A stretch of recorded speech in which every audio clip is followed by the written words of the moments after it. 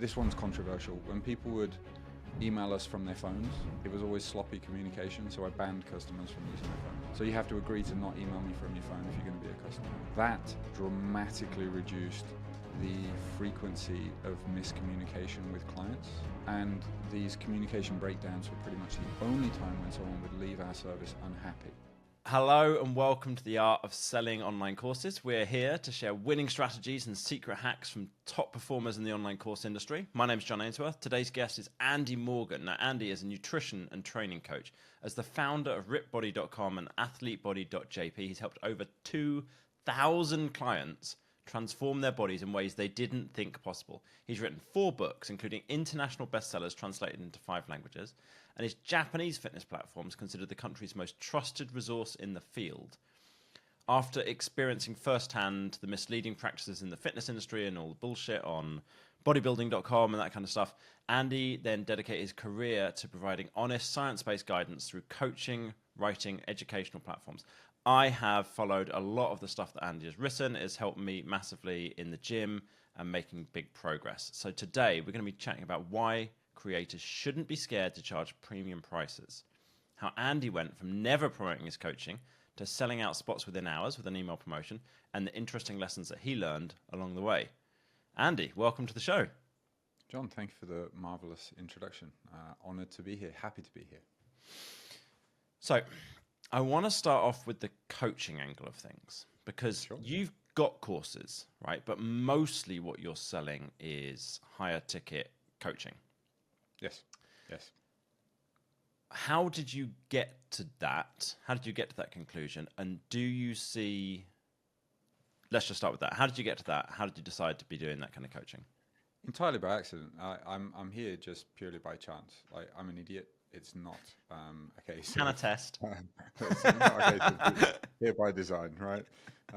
And I started writing. I'm sure many of the listeners here, they started putting out content in whatever medium it is. For me, it was blogging, because that was a thing back in 2011, and I've kept with it. I'm now a writer. I wanted to help people like myself who had been through, avoid the pain that I had just gone through in figuring out how to get through the plateaus in my appearance. One of the pitfalls was believing everything that the supplement industry marketed to me. Mm-hmm. I was very naive. But there's lots of even shadier snake oil around now, so I still have plenty of content to write about in that regard. Unfortunately, I thought things would get better as the information landscape just got better, but no, it's social media. The algorithm has just screwed us all. It'll keep me in fresh undies though. And then I wanted to just effectively write to my 20-year-old self and say, look, dude, this is what you need to do. This is non-sexy, but this is what you need to do. Approach it as a bit of an engineering problem, and you'll be good. This is the framework. And so I've just kind of spent the last 13 years just writing guides to fill in those pieces of when someone's wondering about a specific question or pain point. Okay, here's what you need to do. Here's how it all fits in. There you go. It's all free. And what I found was that by writing from the heart for people like myself, just trying to help them, I ended up attracting people who enjoyed writing. They enjoyed long-form blog posts, and they reached out and asked me about coaching. And I wasn't coaching, I had nothing to sell. But I was like, I know a fellow who does coaching. I've heard of that before online. Phil, that was the first comment that I got asking me. I was like, Phil, can I send you an email about this? He's like, yeah, sure. So then I sent him an email. I was like, Phil, so my 12-week package is $899. It includes this, and this. And I just based that off of when I'd helped some people in the gym and outside of the gym with their nutrition, what I included there, but how could I shift that to a more online format? How does that sound? And he's like, great, send me a link to pay. And I'm like, oh, how do I take money in Japan? I'm British, but I live in Tokyo. How do I take money in Japan from America? And then PayPal came up, so I signed up for a PayPal account, and bam, away we go. I start talking about how I'm working with Phil. I now create a coaching button on the menu of my WordPress blog, and I talk about the coaching there. It's horrible. Honestly, the website is absolutely terrible. If you want to have a laugh, go to the Wayback Machine for 2011 for rippedbody.jp. That was the old domain. And it just looks absolutely horrible, but people could see, I guess, the earnestness of it. And it was fairly unique in that I was just giving everything away. There wasn't behind a paywall. And a certain small percentage wanted to hire me. Now, I've always kept with the coaching. I have done some courses, but I haven't taken it to a level that many of your listeners will have. I like the coaching. I like it as a business. If you think of it, let's say you have a $500 course to make $500,000, you need to sell 1,000 people on that. But if you want to coach people over the course of a year for $5,000, then you only need 100 people on that. And that, in certain industries with certain pain points that you're addressing, that can be much easier to get than 1,000 people to do $500. Obviously, it depends. Obviously, you're going to have thoughts on that. But I think the coaching is just it can be a pretty good business model as long as you approach it in the right way, where you're giving lots of value, but you're setting it up in a way where it can still be efficient for your time as well.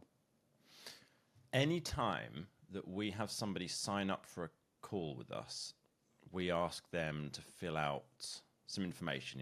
What's your email list size? What's your audience size? What revenue you're making? And any time that we look at it and see that they're making more money than seems to make sense for a course business, we're like, oh, they're selling coaching, I bet. And it's always the case. Right. Because you can make much more money with the same size audience selling coaching than you can selling courses. Like way more money. And our friend Shane Hummus did a lot of research into this and went through and found people who were sharing on the internet how much money they were making from their course or coaching business and what size was their YouTube audience, where YouTube was their main traffic source. And he found that the amount you could make was about 10 times more, something in that kind of ballpark, when you're selling coaching versus when you're selling just courses on their own. And yet, lots and lots of people who are selling courses don't add coaching on.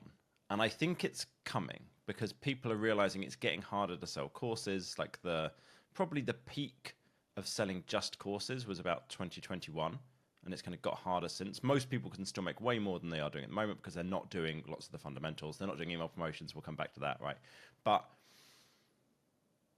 that is one thing you can do that massively increases the revenue in the business. Now, one of the reasons, though, that people sometimes don't want to do it is like, oh, that sounds like a real hassle. That sounds like a real pain. I don't think I'd enjoy all that time on calls.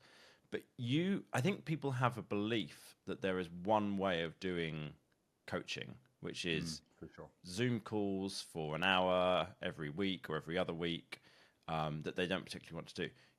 But it's not true. You can do it in lots of ways as long as you find something that works for your audience and works for you and it fits at the price point. Can you talk everybody through your model of how you've done coaching for the last however many years? Yeah, there's how I've done it for the last, say, 12 years. Yeah. 13 years, and then what we're going to be adding in and changing moving forward. Great, let's hear about it. We've kind of like ratcheted it up for 2025. So I always wanted to keep it low tech.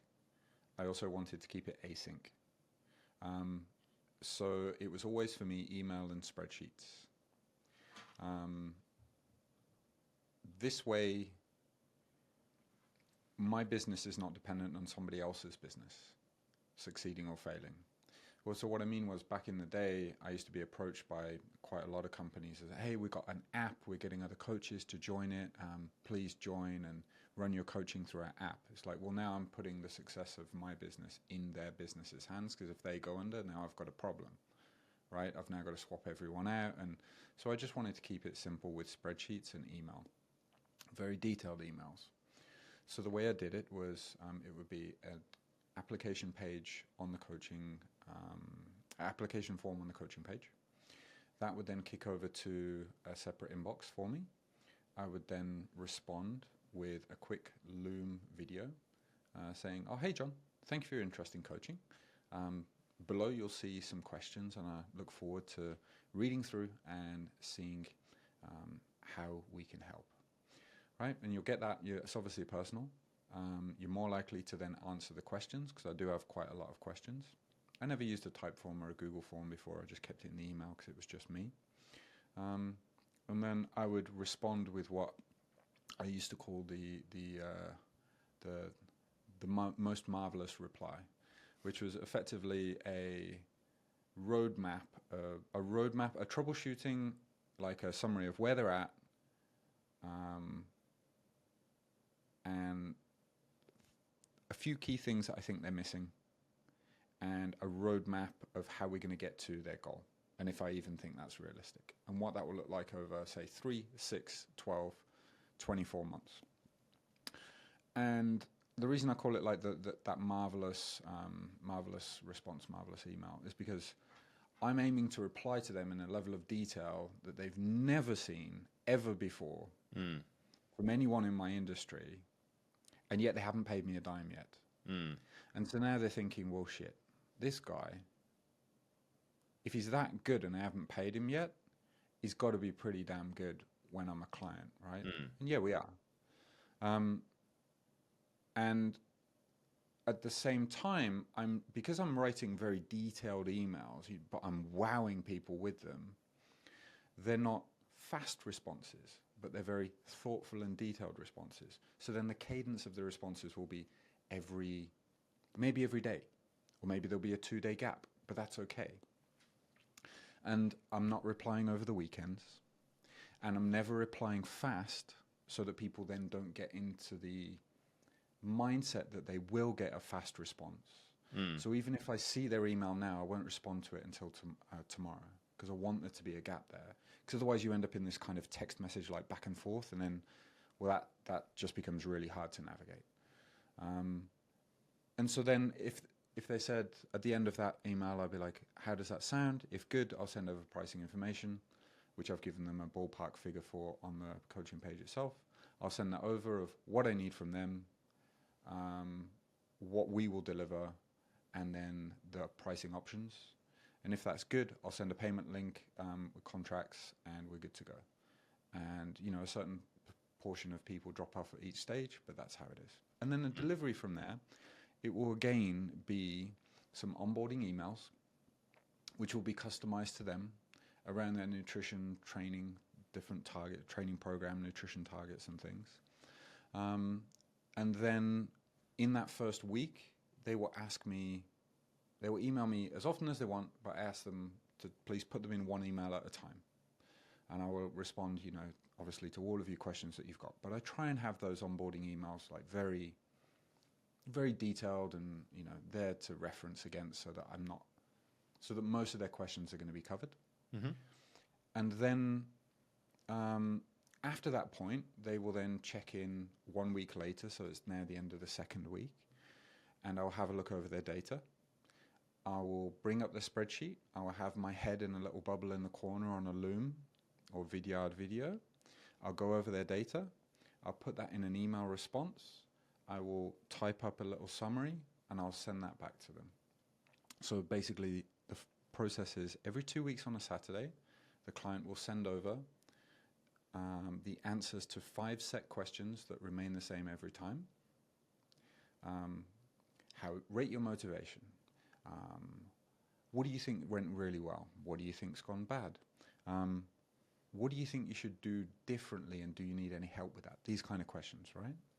Then I've got the spreadsheet data. They've already filled that out for me, and that will link to, it used to be either an attachment or a Google sheet.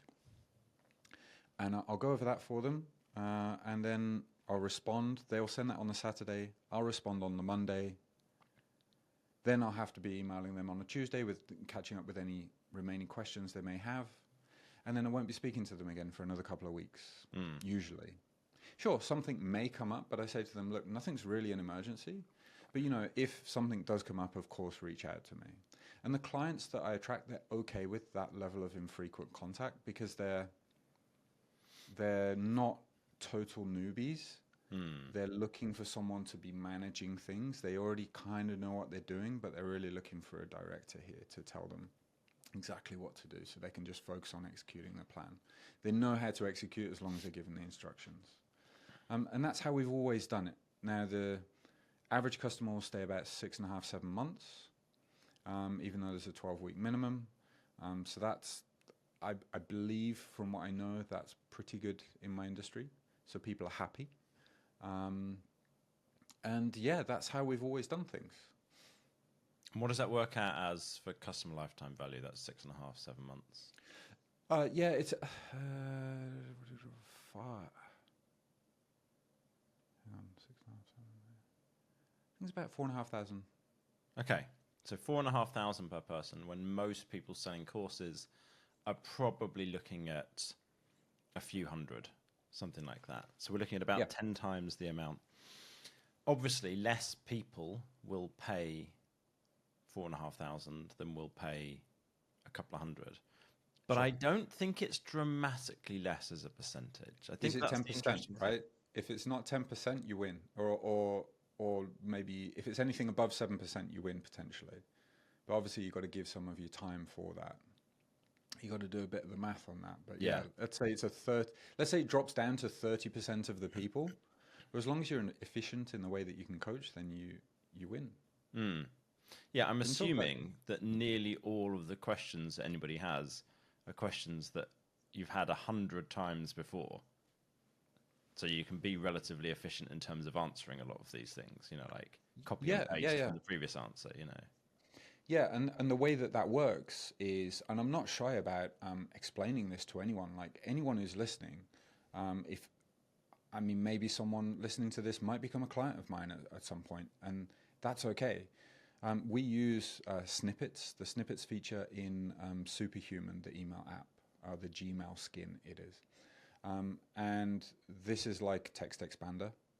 It allows us to use a semicolon and then type a word, and then bam, it's going to pop up an email template. Or it could be one sentence. It could be many, many paragraphs. So what that allows us to do is anytime we answer a question to a customer that we think may be useful for another customer in the future, we'll save it as a template. I'll share that across the team. And then our jobs as coaches is to recall that and then customize that to the specific situation. So the fact that this advice has been used for a previous customer, well, the current customer doesn't care. They're getting a much better standard of response and more detailed response and thoughtful response than they otherwise possibly could, because the coach is not now relying on their memory and their energy levels at that particular time. So it's a win all around. And yeah, we've developed snippets like that we've probably got about 200 of them for all manner of things. And that's really that's a superpower. So talk us through what you're changing it to now. Sure. So let's think about what were the not so good things about our coaching before. So people would... Let me stop. I want to change this into not what we're doing now, but what we've ruled out over the years as being a bad idea for coaching, because I think people get into this trap. So, single communication channel. If someone approaches us in Instagram DMs, for example, we'll immediately push them to the coaching page, where that will tell them about the coaching, which will then... that will kick over into our email inboxes, and then we'll continue on email. So we're only having a conversation in one place, and that is in email. a lot of coaches in my industry, for sure, they don't do that. They're not strict about that. They'll be chatting over WhatsApp. They'll be chatting in Instagram DMs. Maybe they'll have some email. There may be another app that they're logging into where their client can ping them there. Well, that is fine for certain things, but coaching generally involves a lot of strategy. You need context, and you need to have one thread, because you can't be relying on memory when you've got clients at scale. You don't want to be. You want to make sure that you have all of the figures right there. You have all the information right there. So we keep it all in email so we can quickly scroll back and forth through the thread, or Control F to find something if we're looking for any specific piece of information. So only one means of communication for us, method of communication, and for us it's email is a primary base. We do video, like I said, but we have a bullet pointed summary, again, so it's searchable, and so it can be quickly scanned by the client and us. No calls, we don't do. We want it to be async. This is so that there is low stress in our schedules. I didn't want to build a business where it would rule me out of travel or make travel very, very stressful. This isn't going to be possible for all people, but I've developed a system where this will work very well. And for the type of client that we work with, the busy working dads, they don't want, generally speaking, they don't want to have another call commitment in their calendars, bi-weekly, weekly, whatever it is. So it's actually, we can do our standard, our RIP Body standard of coaching without needing you to commit to a call. This can actually be a plus point for some people that I think a lot of people don't think about.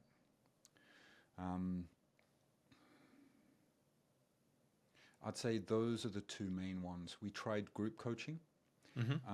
That didn't work well. I don't think you have to charge a lot less.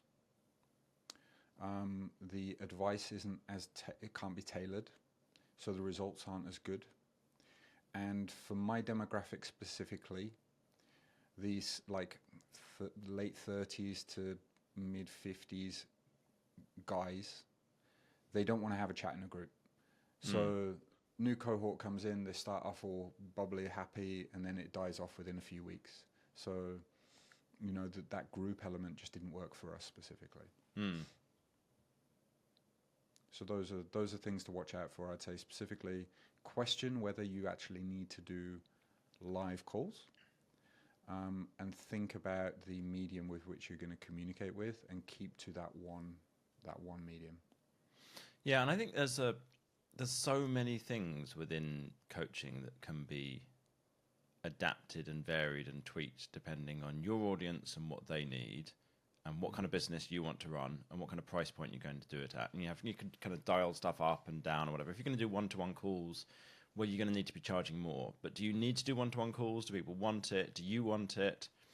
Maybe, maybe not. You know, like all of these things can be like tweaked and adapted based on what is it that what kind of business do you want to run, and what kind of, you know, what's product market fit with your audience. So what if that's the stuff that you decided not to have, or kind of to be really strict on.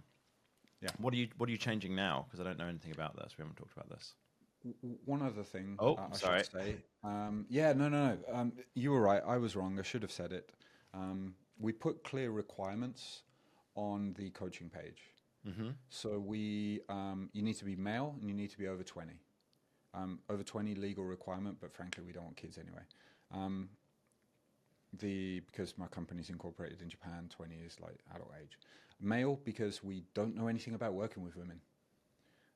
Coaching is not just telling people what to do, but it's getting them to do it. And the psychology is different. So we're not going to do an inferior job with women. So we got that there. No steroid users, because we just don't know about drugs. Because someone has decided to take drugs, frankly, the solution to your plateau is take more drugs. Right? Yeah, right. You know, you've already decided to take the shortcut. Why would you have you then considered make more things tren? What are you going to do? Maybe Right. testosterone. It's like, I don't know. Right. Dear God, that stuff sounds awful. Yeah, sorry, carry on. What else did I find? No, fine. We found that when people would try and communicate, this one's controversial. When people would email us from their phones, it was very obvious. it was always sloppy communication, so I banned customers from using their phones. So you have to agree to not email me from your phone if you're going to be a customer. That dramatically reduced the frequency of miscommunication with clients. And these communication breakdowns were pretty much the only time when someone would leave our service unhappy. Mm-hmm. And so this was a hedge for also happy coaching, but also a hedge against having a bad reputation out there because of communication breakdowns that weren't really our fault. It was because people become incompetent when they're trying to respond to very detailed emails on their phones. So we just put that boundary in there and insisted on it. So the lesson here is when you see a pattern of who you work well with and who you don't, put that as a requirement and don't be afraid to lean in. One thing that people say when they go to the coaching page, if you want to have a look, rickbody.com/coaching, if you go on that page, it's not really a sales page. Maybe it is, but it's like look, thank you for coming. Let's see if we're a good fit. We might not be. We're probably not, actually. Have a read. This is us. If you're not, no worries. The website, it's all free. Like, have at it. All good. And people will say that when they come to the coaching page, those who it is a fit for, they say it really speaks to them because they're like, oh, I totally get it about the phones. Oh, I deal with this at work all the time. Right? They're like, they love it, right? So, yeah, that's another thing that I'd suggest to people. Now, in terms of what we're doing different, sorry, go on. Yeah, just one of the things that I found super interesting, so I've read a bunch of your stuff. Some of what I learned from you, I learned through Steph, our mutual friend, who reads it obsessively and like really studies everything. And then I'm like, Steph, what should I do here? He says, well, what Andy says is, and then I know kind of what to do. But one of the things that I think is great is and of course I think this, I run a business called Data Driven Marketing. You've got the spreadsheet in which you track like what's your main, vertical pull, horizontal pull, whatever, and you can actually track from week to week more analytically, is this improving? And I was recently, so I used that, and then I recently was going through it and been like, oh, I can see that I've not been making progress here, and it stopped when I changed my workouts in this way. So let me go back to this kind of workout and improve the rest here. And it's like, and then straight away start getting increases again, which is just like, oh. And obviously, if you're looking at that with all that experience, that allows you to make so many more, to get these insights for people about like, what it is they need to do. Whereas a lot of times I've found with calls with people, I'm doing coaching calls, it's like you say something, they respond. You say something else, they respond to that. It's not like the thoughtful, careful, right, how do we really make sure this actually adds up and makes sense? And obviously that's only going to work for a certain type of person who will respond to that. Yeah. But for those people, it's perfect. Yeah, you've got to be ready. Like, we're the opposite of the typical decisions based on emotion. Mm-hmm. Everyone has pretty much gone through that. And they might have another layer of they've been dicked around by the fitness industry for a long time as well. They feel that they have. So they have a similar background to myself.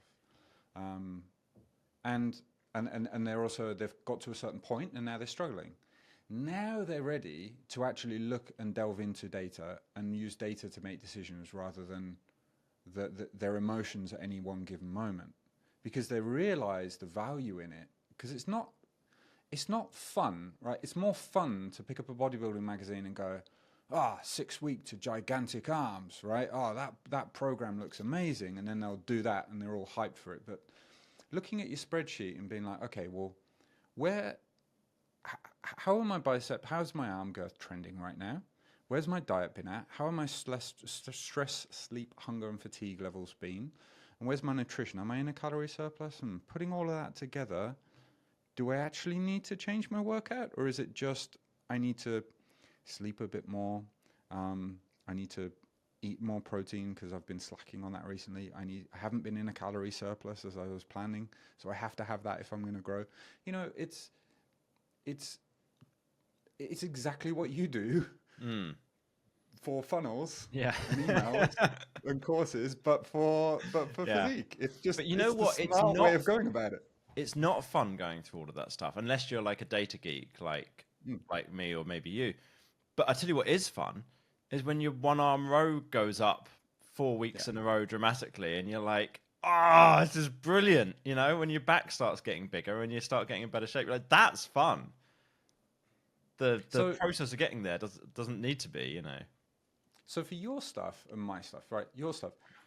For everyone listening, you're going to be in business regardless. You're going to put in 8 hours tomorrow, 8 hours the next day. You're going to have 2 days off at your weekend probably, and then you're going to repeat the process. If you're going to be sat at your computer anyway, why not spend the 4, 5, 8, a couple of days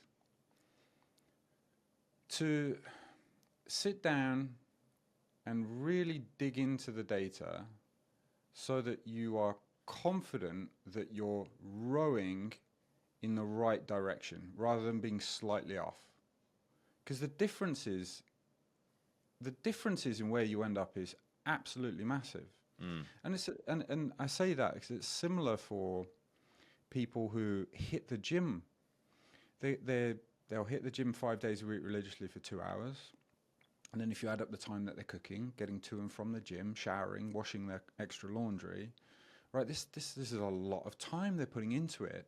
But the number of people that are actually prepared to sit down and read, right? Read the website and be like, okay, well, here's what you should track. That'll only take you 10 minutes a week, but no one can be bothered to do it, or very few people. And then here's how you're going to interpret that data. And here's like a flow chart / checklist on how you would interpret that. The number of people that are prepared to do that is really, really low. And that's because they have to either be of that engineering mindset or have gone through, they're at the point where their pain of not seeing any progress is now higher than their pain of like, I'm going to have to do the boring but necessary thing, right? Yeah, yeah, definitely. All right, cool. So what's the changes? What's the things that you're trying out now? Are these things that are they things you've tried and they're working, or they're just kind of ideas that you're giving a go at the moment? Yeah, we've just run a 6-week beta test. Okay. And so we've got a very good idea of, yeah, we're 99% there on the changes now. Okay. And one of the things that wasn't very good, or was a little bit clunky for clients, is that they had to, at the end of the week, they would enter into their spreadsheet their average weight, their sleep, stress, hunger, fatigue levels, their calorie adherence as a percentage. Now what we're doing, we're switching over to an app and we're pinging them every day to ask them, okay, what was your calorie intake today? What's your weight today? How would you rate your sleep, stress, hunger, fatigue? So then we can just calculate an average and then put that on a nice series, like a dashboard of charts and graphs, so that when we're doing their updates for them, we can point out on kind of sloping lines, we can more easily explain their data to them, which is then going to give them more confidence in the decisions that we're saying. It's also going to make it easier for me and the other coaches. So it's a smoother data collection process for the client, which means we get more accurate data, because let's be real, I'm sure some clients just fudge it when they get to the end of the week and they're like, fuck, I haven't done the data. Shit, Andy's going to be upset, right? But they're now, they're pinged every day on their phone. They're on their phone anyway. They're probably going to enter it accurately, right? So that and the better dashboard, so that we can see and show them how they are progressing. Those are the two big things. There's one more element to it, and that's the ongoing educational content. This is the third prong of the improvements. This is where it used to be onboarding. They would get a series of emails about different areas of what we're going to do, and then it would all be reactive. A client had a question, we'd react. Client had a question, we'd react. And what we're now switching to is, once they join, they will get emails throughout the week and the weeks, not every day, but they'll be dripped over time, timed with when they start,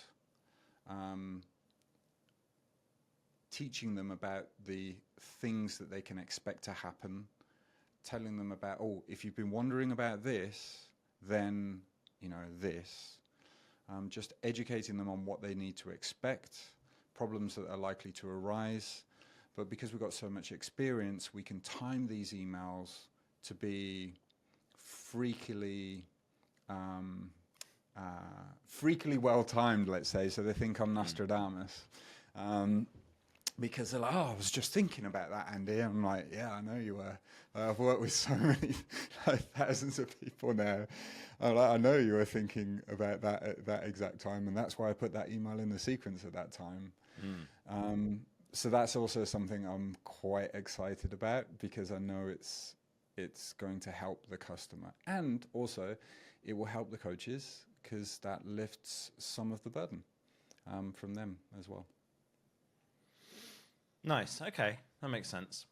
Yeah, one of the things I noticed in terms of like convenience of like data collection is I got a Bluetooth scales, and they connect to Apple Health, and they also connect to MacroFactor. Yep. And so I use MacroFactor for tracking my calories and setting my like how much calories should I be eating each week. And because the Bluetooth scales connect with that, and I weigh myself every day, then at the end of the week, it's like, oh, you should be eating this many more calories or this many fewer calories, whatever, automatically. Yeah. And if I had to weigh myself and then go to my phone and add it, I'm sure I'd do it, but I definitely wouldn't do it every day. And I know this because I measure my waist every day, and I forget to enter it about a third of the time at least. Mm-hmm. So even though I'm like, okay, I went to the effort of measuring and then I forgot to actually go and add it in. So just that, I love that you're kind of making that easier for people. Like, how can they get the data to you? Yeah, exactly, yeah. Is there any way for you to get it directly from like MacroFactor or MyFitnessPal or whatever they're using? So, yeah. So we could do the Apple Health thing via the scale, the Bluetooth, and then pull that in. Yeah. We can't pull the MacroFactor data in currently. MyFitnessPal we can, but it's an inferior app. Yeah. But what we just say to them is, have a look at your MacroFactor from yesterday, type in your calories from yesterday. Okay. And then we'll do the calculations on, we'll then enter that into our own charts. And yeah. Gotcha. Yeah. All right, I want to change tack a little bit and talk about some of the stuff that you've started doing from a funnel point of view. So you hadn't been doing regular email promotions for promoting coaching. And this, we had many conversations about, and this upset me that you weren't doing this. And I informed you as politely as I was able to. This was upsetting to me, and that it was mad that you weren't doing it. And then you did send an email promotion. So talk me through like what was stopping you before from doing it, and then what convinced you eventually to give it a try. Being super real, it was that I didn't need to, because I had enough people applying for coaching always. Mm-hmm. However, if I wanted to grow the business, which I decided that I did a couple of years ago, 2 or 3 years ago, because,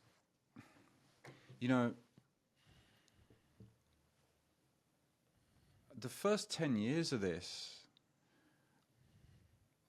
the money that we were making was just, and still is, it's silly.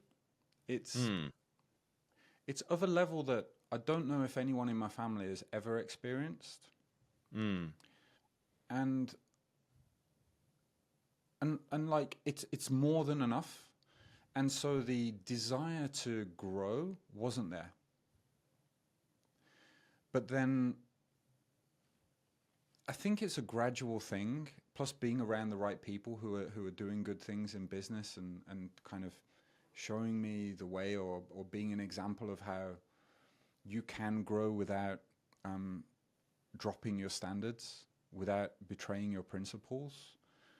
That plus seeing that and learning that over time, plus a feeling of, okay, well, maybe a fear of, if I don't take advantage of this opportunity that's presented before me, when I clearly could grow the business, but I'm not, will I then regret that? And then I'll ratchet it up a notch with my guilt, and I'll be like, would my granddad be proud of that? Would he support that decision? Or would he be, listen, son, I spent every fucking day down a coal mine, which eventually put you in this position. Work a little bit harder, right? Now, I have no idea if that was true. I never met him. His lungs did him in before I ever So he met did him. work in a coal mine, though. Yes, he did. Yeah, Okay, and right. and his dad, yeah. So I wouldn't know. Probably not. Heard he was very, very sweet man.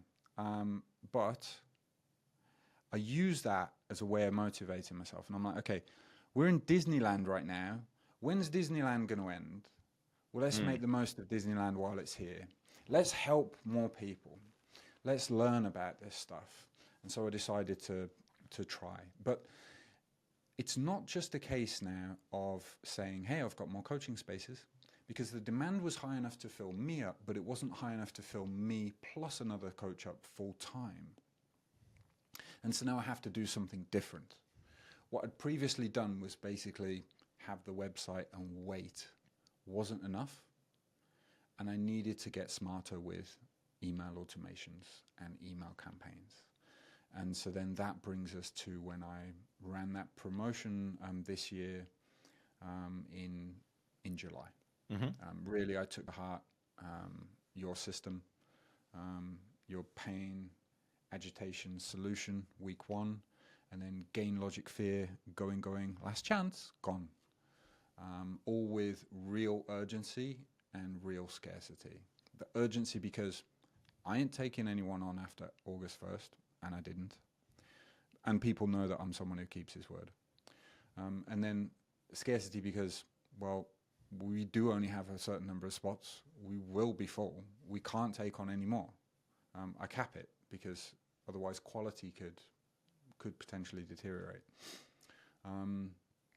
Frankly, it wouldn't. We would just do the work, but it would take away from the other areas, my time spent in other areas of the business. So I purposefully cap it at a very comfortable level. So yeah, I got all of this from, it wasn't even your website, it was from a podcast conversation that you had with Zach Swinehart. I think I'm pronouncing that right. And I just listened, I rewound. I pressed the back 10 seconds so many times. right. Yeah, I was trying to explain, there's a girl that I'm dating who's in her 20s, and I was trying to explain tapes to her.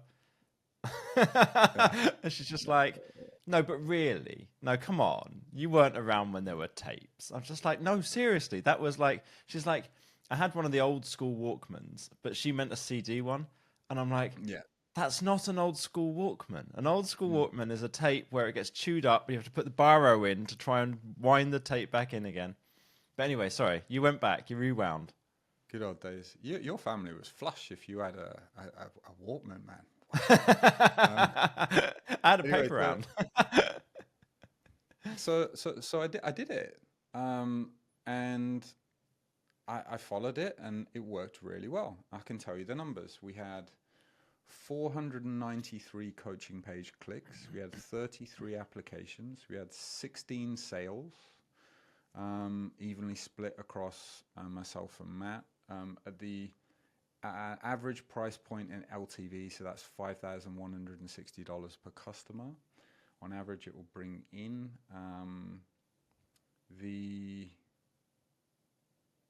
that would be $5,160 it will bring in every 2 weeks.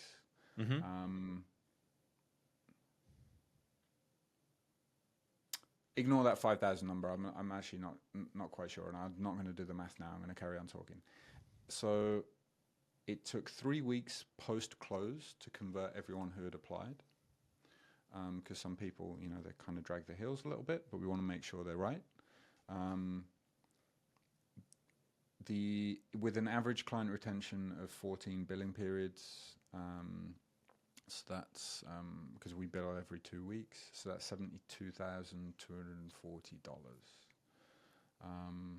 Interestingly, the average length of time that people were on the email list of people who came to the coaching was 5 years. None of those people were new. Two of them were returning clients. It's fascinating, isn't it? Because that means that they're on the list. They're thinking about signing up for coaching, or they're considering, or they're open to it, or they're ready for it. And yet they didn't get round to it, even though they could have gone and done it at any point. Yeah. Because you sent the email and they were like, oh shit, yes, I should get round to doing that. Yeah. And the best part of this is the urgency was real, because I wanted to focus on other things. I've had a lot to do over the last 6 months, 5 months. The scarcity was real. We do have a limited number of spots. And the clients get better results because they feel more delighted that they have a coaching space, and they want to make more of it, right? Yeah. They don't want to waste their time. They're like, well, shit, yeah, I got one. Great. Let's go, right? Yeah. So it's just a win, like all around. So that worked really nicely. What page on your website, if I want to tell people about this? Currently, I just link people to my Google Doc where I've got it all listed out. But what page on your website is the best place to send people to for that, to learn about this pain agitation solution? It's probably one of our podcast episodes. I'll find the right one and link you to it. Yeah, put it in the description. Yeah, cool. Yeah. Yes. So that's what we did. And then, would you like to know how I made a colossal cock up? Oh, I'd love to. Hit me. Wonderful sequence. Okay, all right. So we're coming into the new year, aren't we, John? Mm-hmm. What do people want to do in the new year, John? They want to get fit. New year, new me. Hell yeah. Hell yeah. It's the best time of year for us. Unfortunately, because New Year's actually the biggest. New Year is like Christmas in Japan, so everyone's on holiday. But I can't do that, or can I? So what I thought was, I'll run this campaign from now until literally this Friday. It was from last week until this Friday. So that would, let's put some numbers on this, something like the 4th until the 13th of December. I will then close the applications. We'll then vet the applications. We will then send them a payment link and be like, okay, there's 100 of you.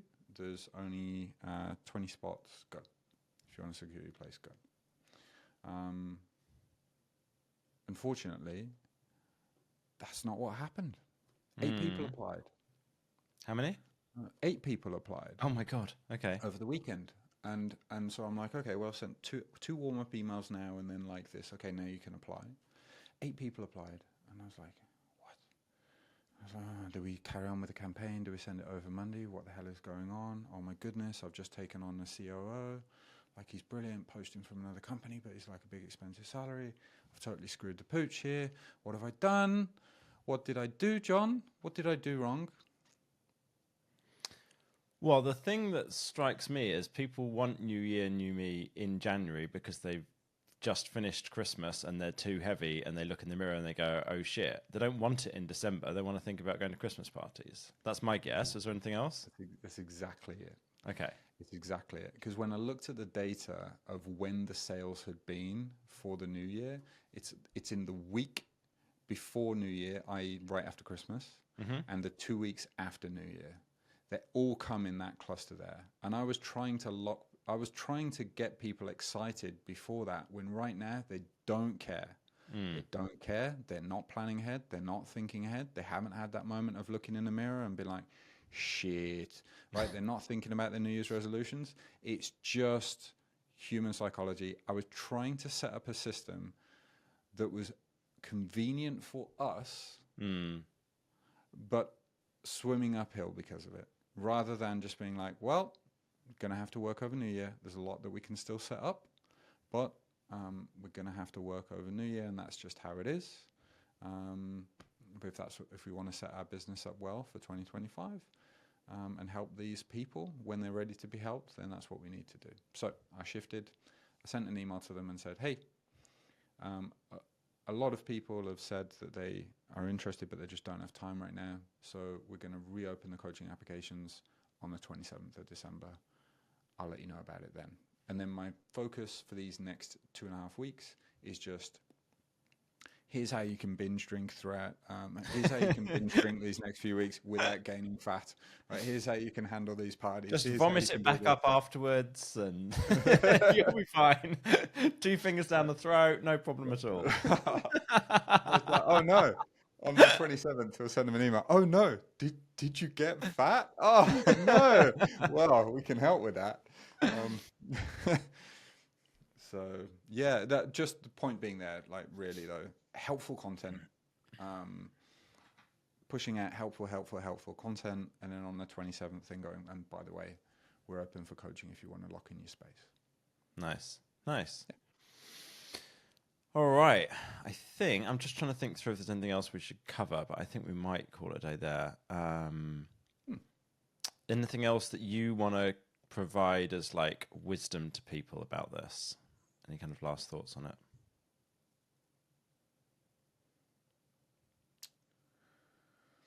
When you're doing coaching,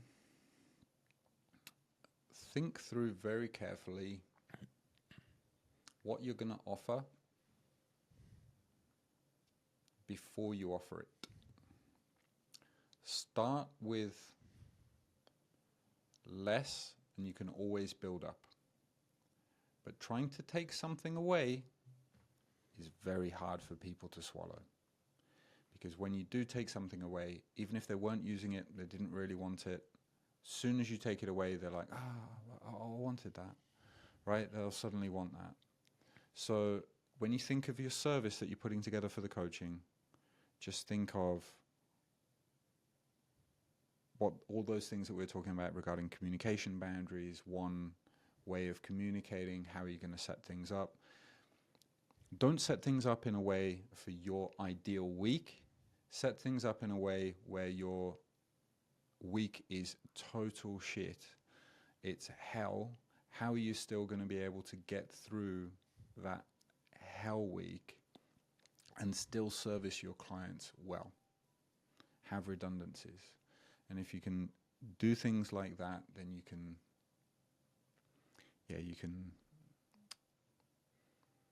cruise like me for a few years until you decide to build a bit more.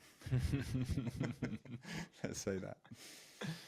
And if someone wants to get ripped and they want your advice, they want some coaching, they're a guy who was from 20 to like normally in this kind of 50s, sick of the bodybuilding industry and the supplements. Where do they need to go? Rippedbody.com, right?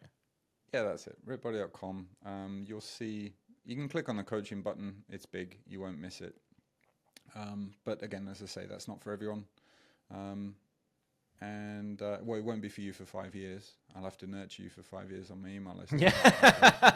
I'm that bad at building trust. You might need to work on that bit, yeah. So yeah, please get on the email list. You'll see that we've got a transformation kickstart bundle there, which is free training programs, nutrition plan, and a 15-day course on dialing things in and how not to make the most common screw-ups that people make. So yeah, and that's all free, of course. Fab.